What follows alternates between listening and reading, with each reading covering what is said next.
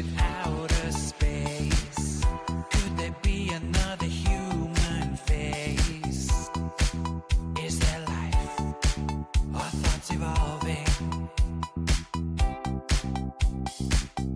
Who's to say what we cannot see? Am I you? Are you really me? Are we believing or just perceiving? Hello there and welcome to Season 2, Episode 8 of Weave Your Web Revived. How is it going? I hope you've had a lovely time since the last episode. The last episode would have been the meditation special. I hope that you enjoyed the meditations. I hope that they were helpful or gave you a giggle. As I said on the introduction for that episode, if you would like those separately elsewhere, let me know. If you would like me to do more, let me know. Interact, get involved. I am your host, Tor James Faulkner. Forgot to say that a minute ago. And we had the vote for the Inbal's Return episode, and 100% of those of you who have voted so far at the time of recording would like Inbal to be more regular on the show. I think that's a lovely idea. I think that's an absolutely lovely idea. We'll definitely have Inbal back on the show. Obviously, I don't know how regular she can be. I don't know how, all of that will weave in. But definitely inquire about getting Inbal back on the show. So thank you very much for your feedback and letting me know.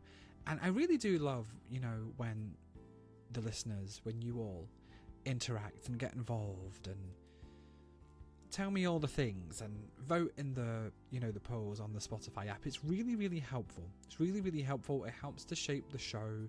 It helps to keep everything engaged. So thank you. First of all, on today's episode, I'm going to have a psychic news story. I was going to say a psychic news story from the news, but I think calling it a psychic news story implies that it's from the news. And we'll have a glitch story after that. So the psychic news story headline is EastEnders legend Michelle Collins stunned as life-changing prediction from psychic came true. And this is from the Metro. And if you're outside of the UK, EastEnders is a long-running soap. It's a long-running soap opera on one of the main channels in the UK here. EastEnders star Michelle Collins has revealed the scarily accurate prediction from a psychic that she'd find her soulmate just before hitting 50. The Cindy Beale actress, Cindy Beale's her EastEnders character, tied the knot with Mike Davidson in August 2022. The ceremony was held in Islington Town Hall in London. Among the guests were Adam Woodyat, I think I'm saying his name correctly, who played legendary character Ian Beale, Cindy's husband. Ooh, that must have been a bit strange for onlookers and stuff. EastEnders, again, for those of you outside the UK, EastEnders is huge here, and Ian and Cindy were they had this amazing storyline that went on for a really, really long time. And for onlookers to see Ian Beale at Cindy's wedding IRL in real life while Cindy's marrying somebody else must have been a bit of a mind explosion. Anyway, the story continues. Speaking about their upcoming wedding anniversary, the soap star told Prima magazine, "I was almost 50 when we met. A psychic told me that I would meet the love of my life when I was nearly 50, and it happened." Michelle shares daughter Maria with her ex-partner Fabrico, who, that's sad, who died in 2014. I'm sorry. So sorry to hear that, after a battle with liver cancer. Rather than putting all her efforts into making it up to Ian, she has been determined to reunite with George. Michelle is best known to audiences for having portrayed Cindy Beale on EastEnders between 1988 and 1998, with a 2-year break between 1990 and 1992. She joined the cast of Coronation Street, like the UK's other massive soap, again for those of you outside of the UK, in 2011, and left 3 years later in 2014. The 59-year-old has appeared in Casualty 3 times playing different characters. That's funny. On EastEnders, Cindy has been playing with fire by kissing ex-husband George Knight. Let me try that again. On EastEnders, Cindy has been playing with fire by kissing ex-husband George Knight's estranged son, Junior, while still married to Ian Beale. Wait, is this on EastEnders now? I don't know because I don't watch it. Sorry, but I don't watch it. This comes after Cindy has been pursuing George after kissing him when his partner Elaine found out she threw George out, and he has been trying to make it up to her ever since. When Ian found out about Cindy and Georgie's kiss, he went out of his way to forgive her. I'm not sure what this has got to do with the I'm not sure what this has got to do with her having a psychic reading and it coming true. This has just descended into soap gossip and possibly soap spoilers. Rather than putting all her efforts into making it... Oh, this line was in the story earlier prematurely. Rather than putting all her efforts into making it up to Ian, she has been determined to reunite with George. Michelle is best known to audiences for having... this bit was already in the story. Metro, what's going on? Half the story is just repeated. Half the story is just repeated, and half of it's not about the psychic reading that she had. But I think that that's really, really cool. So, does it say when she had the psychic reading? Let me just skim that. I don't know if it says... I don't think it said exactly when she had the psychic reading, but I always think it's really, really interesting in a reading when you give somebody like a long time frame. And this has happened a few times to me where I've given somebody a really long time frame. It's maybe years in advance, and they've gone, oh no, that's too long. I can't, wait that long for that person or for that job or what have you. But I often find that it's the longer time frames, the ones that might seem ridiculous, where you're saying, 5 years, 10 years. Those are the ones that tend to be more accurate, because those are the ones that tend to, how can I put it? Those are the ones that tend to be pinpointing, very specific, big events. Whereas I find that when we look at shorter time frames, like when somebody asks me when someone's going to text them, and we're looking, within the next few days or the next few weeks, I feel like those can be a little bit skew-whiff, because I feel like there's a couple of reasons for that. The way that universe views time is not necessarily the same way that humans view time, right? And also, and this one might sound a bit silly, but time frames even within our own planet are not necessarily the same. So if I'm a lot of hours ahead, I'm often a lot of hours ahead of some of my clients, and I'm often a lot of hours behind some clients, and so something might be tomorrow for me, but it might be a different day for you. Do you see what I mean? So the shorter timings can be a little bit niggly, but when you've got those big times, those big time frames for those bigger events, I do find that they're more accurate. And I think that this is a really good example of that, where she was told something. Again, I can't see that it says how far in advance she was told it, but she was given a very specific timing of, nearly a specific age, and it came true. So anyway, Michelle Collins, absolutely love you, darling, if you happen to be listening to the show. And what a nice, positive, psychic story in the press, in the Metro. But Metro, you need to sort your website out. You need to sort your website out. let's jump right into the glitch in the Matrix story. I've been trying to find a really good way of explaining what a glitch in the Matrix is. I've kind of assumed that those of you who are listening, would know what it is. This season we're touching a little bit more on kind of paranormal stuff, spooky stuff to do with the Mandela effect and stuff to do with the glitch in the Matrix. And the Mandela effect's a little bit easier to explain because that's like a large amount of people experiencing something that didn't happen or happened at a different time, that kind of thing. And we went through some examples of that a few episodes ago. And I feel like the glitch in the Matrix can be sort of easily explained as being like that, but more of a personal experience. Something that can't really be explained by critical thinking. Some people believe, along with the Mandela effect theory, some people believe that it's, maybe like a timeline shift or different timelines interacting with each other. And I'd be really curious, to hear your personal stories to do with the Mandela effect and the glitch in the Matrix and your personal opinions on this.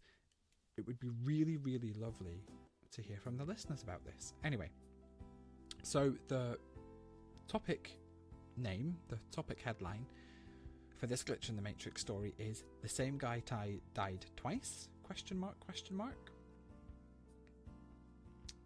And it reads, 7 years ago, while visiting my grandparents, they told me that the next door neighbour... Oh, this is a bit... Okay, let me just give you a bit of a trigger warning for this. This does contain some stuff that involves self-harm, that involves suicide. So, a bit of a trigger warning first. Okay, let's start the story again. 7 years ago, while visiting my grandparents, they told me that the next door neighbour's son committed suicide in their house a few days prior. I'm very sad and very sorry to hear that. He was about 30 and had some tough mental health struggles. It was fairly traumatic, I bet, as he had children in the house who witnessed the event. Oh no, poor children. The children were sent to my grandparents' house for a few hours while ambulances were called and the scene was cleared up. It was clearly horrendous for all involved, and the sombre conversation took up most of the afternoon with my grandparents breaking down in tears. Very understandable, very, very sad. My grandmother sadly passed between then and now. I'm sorry. I'm so sorry. And my grandfather is also getting on in life. My mother called me a few weeks ago to tell me my grandparents' neighbour's son had committed suicide the day before, and essentially retold me the entire story down to the children going to my granddad's house while their home is cleaned up. I told her I knew, and it happened years ago. She told me it was just yesterday. Both utterly confused, I ended the call and was genuinely worried about my mother retelling me old stories. So I called my very elderly grandfather, who broke down on the phone and was utterly shell-shocked, telling me how he had to look after the poor children. So I'm thinking, maybe my granddad is having issues with his memory and has retold my mother, and somehow she didn't remember it happening years ago. Wanting to check my own sanity at this point, I called my daughter, and she confirmed with me that I had told her the guy had passed away years ago. It was common knowledge, and I'm sure we had discussed it many times. We came to the conclusion that my grandfather was accidentally gaslighting my mum. Don't like the term gaslighting used in that context, because if the grandfather chap has genuinely misremembered, if he's having a moment where it feels like it's just happened, that's not... You don't accidentally gaslight people. Please be very careful using the word gaslight. Only he wasn't. The funeral was held the following week. They both attended, and the death was in the local newspaper. My granddad had zero recollection of telling me with my grandma years ago. This turned out a lot sadder than I realised. Number one. And number two, that's absolutely shocking because, again, this is the sort of event that you don't forget. This is a traumatizing event. This is something that you just don't forget. You just don't forget something like that. You don't forget being told something like that. This isn't like, you know, 2 inhalers showing up in one go, or, you know, 2 phones showing up in one go, like a lot of Glitch in the Matrix stories are. You know, a shoe going missing and then the shoe coming back and there's 2 left shoes and only 1 right shoe. You know, this is really, really serious. This is really, really serious, really, really traumatizing. And for people to have to go through this twice is absolutely shocking. Playing devil's advocate a little bit here, I wonder if it's maybe actually a different neighbour who has gone through a very similar experience.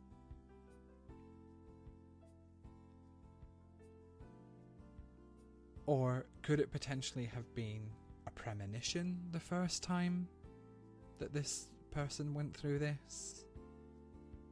Could have been a premonition. Could have been a time slip, I guess you could call it. But I do wonder, like playing devil's advocates a bit, I do wonder if this is a different neighbour. I do wonder if this is a different neighbour. A lot to think about there. What do you think? What do you think about this? Let me know, and I'll be back after the break with some of your psychic questions. It's a great big universe. We can't be who came here first. Step outside of your mind. It's so very deep down there. We walk around without a care. Step outside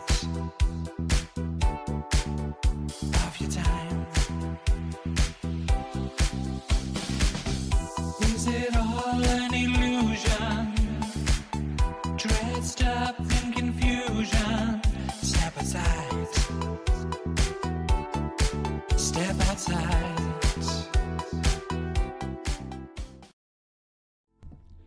Hello there, welcome back to Weave Your Web. I am still your host, celebrity psychic Tor James Faulkner. And in this section of the show, I'm going to answer a couple of your psychic questions that have come in. And to do that, the information should be in and around wherever you are listening to the show. If you are on the Spotify app on the mobile, on the tablet, unfortunately not on other devices, you can just message in directly there, right from the app. Otherwise, have a little look around where you're listening to this and get in touch with the show. Do make sure that you put that it's for the show. If you do it through the website, which is torjamesfaulkner.com, and then the contact form, make sure that you put that it's for the show so that I can keep it aside for the show. And make sure that if you're asking a psychic question, that it's nothing super duper urgent, because there's no real set schedule for Weave Your Web Revived. That was all a bit of a mouthful, wasn't it? Anyway, our first psychic question this time is from M. Hi M. And M asks, will I hear about the job I interviewed for? Let's have a look for you, M. I believe M has messaged into the show before, so welcome back. Welcome back, M. Shuffling away here with my cards. No. I'm sorry to say, you're not going to hear back from that specific job. I do have a new job coming up for you here, but I feel like this is going to be for a job that you will either just be interviewing for or have just interviewed for, because I'm kind of seeing you at like 3 or 4 different interviews within a very short space of time. So not the one that you're specifically asking about, which unfortunately I feel like is the one that you would most want, but I feel like if there's 4, and I feel like there's 4 interviews, I feel like it's the second interview is the job that you will want, that will be offered. I feel like the 4th place that you interview with will also offer you a job, but it doesn't feel as promising, if that makes sense. It doesn't feel as good, it doesn't feel as promising. So, second place offers. Second place feels like the one that you should take. 4th place also offers. That doesn't feel as promising. 1st and 3rd place, so the 1st and 3rd place don't offer anything. Alright? I hope that's of use, M. And our next question is from Chris. Is my partner thinking of leaving me? I'm sorry, that must be really weighing on your heart to ask a question like that, and I hope that this gets to you in time, Chris. Let's have a look. Is Chris's partner thinking of leaving them? Shuffling away. I'm so sorry that you feel like you have to ask that. It's never a nice feeling, is it, when you feel like something might be wrong in a relationship, or that the other person might be pulling away a little bit. No, I don't feel like they're thinking of leaving you. I do get some distance here, Chris. I get some distance. Is your partner travelling a lot? Are they travelling a lot? And are they in places where they can't really contact that much? Because I feel like they're busy, they're working, they're doing things. And if you don't mind me saying here, it shows you overthinking a lot. So you're taking, from what I see here, a lot of what's going on personally. They're not able to respond as much because they're in places with low reception. They're in places where maybe, only like the basic parts of phones work. Like maybe like in a 2G only place where maybe they can only send like actual text messages instead of using an app, right? Or maybe like their facilities on their phone doesn't cover like full, coverage while they're abroad and stuff. And you're kind of taking that personally because you're still texting on the apps that you use. You're not getting a response. Maybe they're flagging as red because they're in a hotel or a cafe briefly with Wi-Fi and they're able to read through stuff, but everything's kind of coming up at once and they're not able to respond to everybody and everything at once.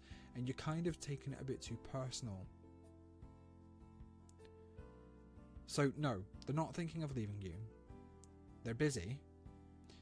And when they get back, which will be as much as 10 weeks. Does that sound right? I have as much as 10 weeks here before they're actually back on their home soil, settled back in. Then they're going to be messaging you, and you'll probably you'll be relieved, but you also might be a little bit like, oh, okay, they're very, very chatty. They're very, very chatty, very, very texty, very, very conversational. And you might come back to the show and say, is this person ever going to shut up? I'm half joking. But they are going to be very, very much, in touch and very, very chatty when they can be. So anyway, Chris, I hope that gets to you in time, and I hope that you can sort of quash those overthoughts a little bit in the meantime. Let's take a general angel card for everybody who may be listening to this.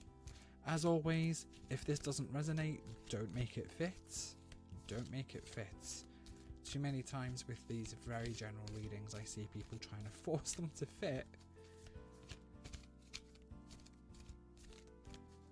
And we've spoken before about the ones on social media, haven't we?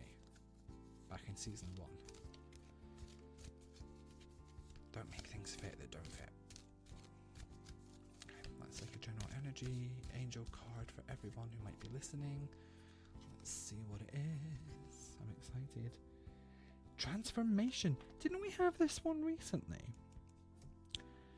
Transformation. But it feels more like they're showing me like interiors of house.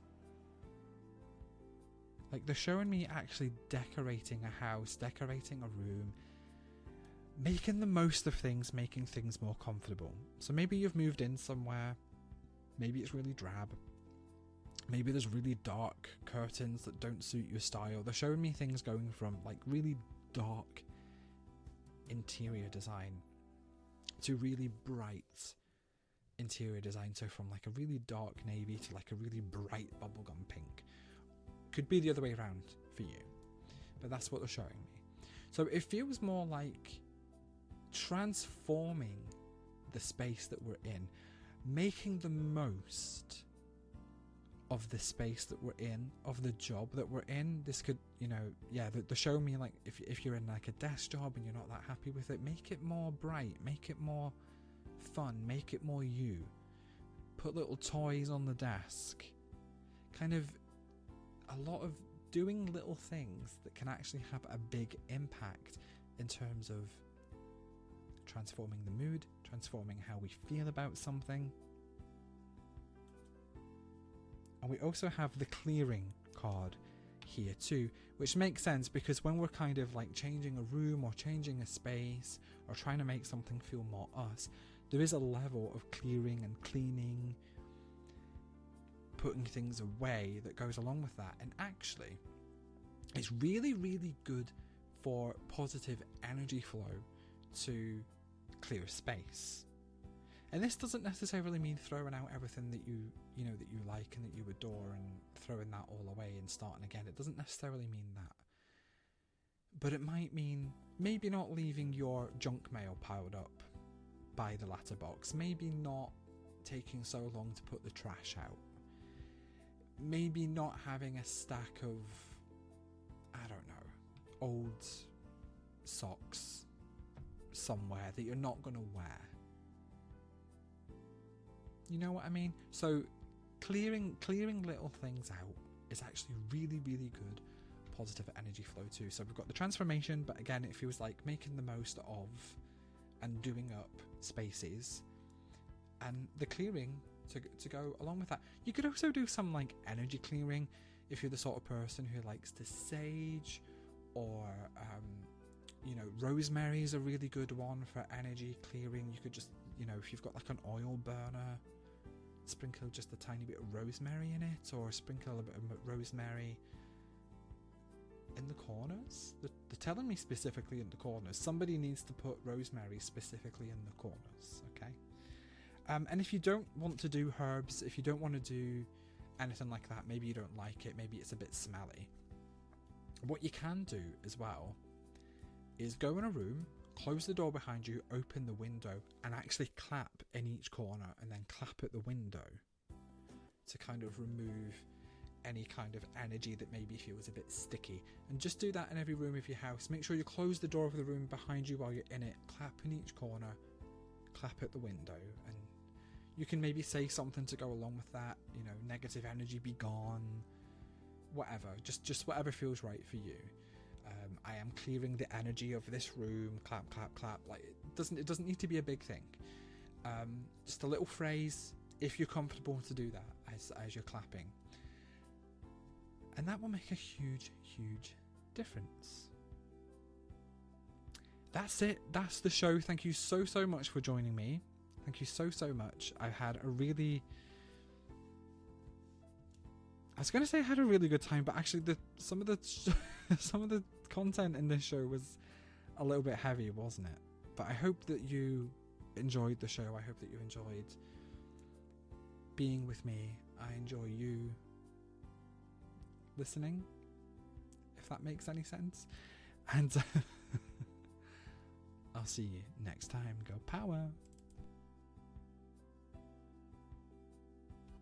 There's a notion that I can't ignore. There is more beyond the garden door.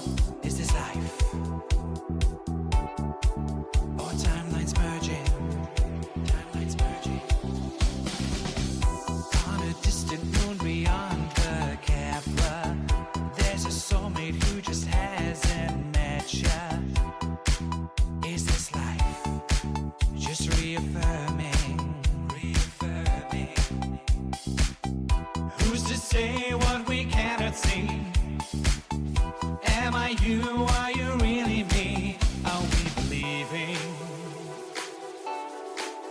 just perceiving. It's a great big universe. We can't be who came here first. Step outside.